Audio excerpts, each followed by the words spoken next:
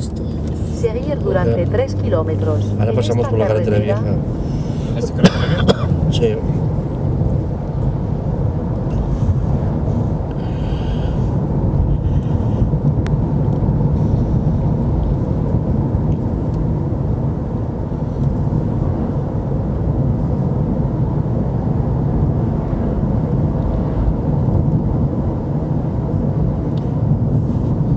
Savignac, ¿no? No, el otro.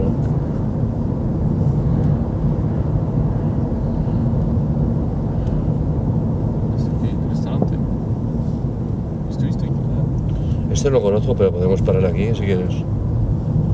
Mejor, más cómodo este que allí. Allí es complicado parar. ¿Parar? ¿Eh? Sí, complicado. Parar. En Axes Termes es complicado parar. ¿Qué? ¿Cómo es sitio? Porque es complicado parar. No hay aparcamiento como aquí. Más complicado. Pero ya luego no podemos pasar por ahí, ¿no? O salir a la carretera esta. Sí, podemos pasar, sí. Aquí vamos a salir a la carretera de Vale, Andorra. vale. No, un día, ¿sabes? Para bajar, para comer, no sé, algo chiquito de aquí, ¿se puede? Pato, ¿no? Sí, hay un buen restaurante en Tarascón. En Tarascón hay uno que se llama Le Belle Vie, que se come bien.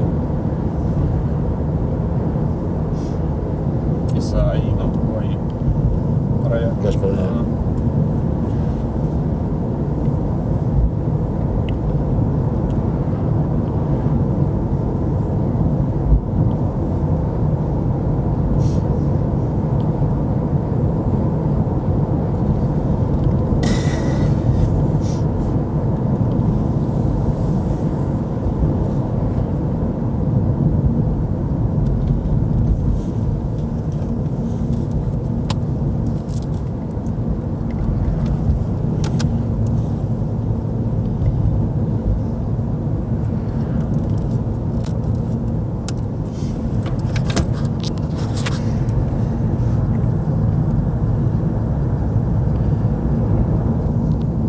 Ya estamos.